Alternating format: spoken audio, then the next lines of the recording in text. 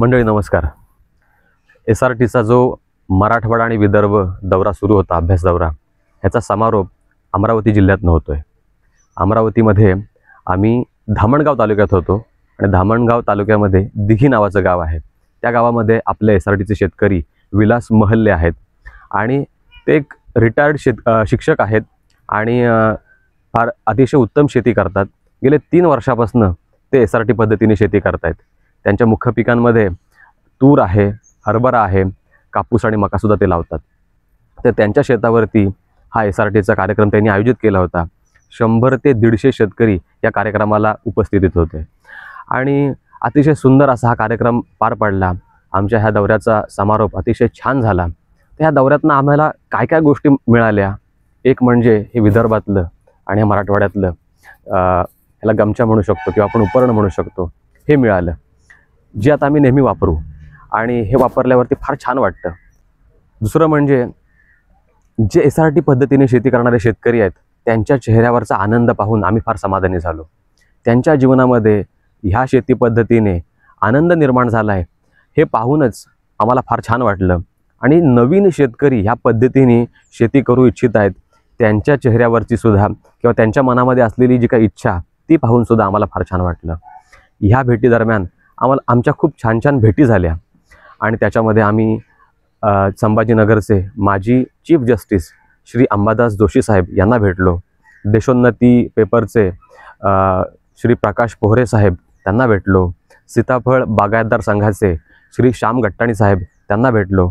अशा छान मंडळींची आमची भेट झाली आणि त्यांना पण वाटतं की त्यांच्या भागामध्ये या तंत्राचा प्रसार व्हावा, हे तंत्र वापरून शेतकरी आनंदी व्हावेत, त्यांचे कष्ट कमी व्हावे, त्यांचा त्रास कमी व्हावा, त्यांचा खर्च कमी व्हावा आणि त्यांचं उत्पादन वाढावं आणि सोबतच त्यांची जमीन जी आहे ती सुपीक व्हावी, ही भूमाता आहे ती सशक्त व्हावी। या अशा मंडळींची आमची छान भेट झाली आणि आता मैत्री वाढली आणि आम्ही सातत्याने आता ह्या विदर्भामध्ये येत राहू असं आमचं ठरलेलं आहे। हे सगळं होत असताना हे बघा की ह्या दौऱ्यामध्ये हे जे सगळे कार्यक्रम आयोजित केले होते, हे सर्वसामान्य शेतकऱ्यांनी आयोजित केले होते, ज्यांना SRTचा लाभ झाला, जे 3 वर्ष 4 वर्ष कोणी 5 वर्ष कोणी 6 वर्ष SRT पद्धतीने शेती करतोय, त्या सर्वसामान्य शेतकऱ्यांनी हा कार्यक्रम आयोजित केला होता। म्हणजे संभाजीनगरचा कार्यक्रम हे आपले SRTचे शेतकरी रावसाहेब मोरे आणि रामचंद्र पुंड या दोघांनी मिळून आयोजित केला होता, अगदी सर्वसामान्य शेतकरी। त्याच्यानंतर जालन्यातला कार्यक्रम विठ्ठल वैद्य आणि त्यांच्या सगळ्या टीमने आयोजित केला होता। त्याच्या पुढचा जो कार्यक्रम होता बुलढाण्यातला, तो आपले महेश जाधव यांनी आयोजित केला होता। अकोल्यातला कार्यक्रम पोहरे साहेबांनी आयोजित केला होता। त्याच्यानंतर यवतमाळमधला कार्यक्रम हा तिथले उमेश पोहदरे, श्रीकांत मानकर आणि अमोल वानखेडे या तिघांनी मिळून आयोजित केला होता। आणि अमरावतीतला हा जो कार्यक्रम होता, हा तिथले विलास महल्लेने आयोजित केला होता।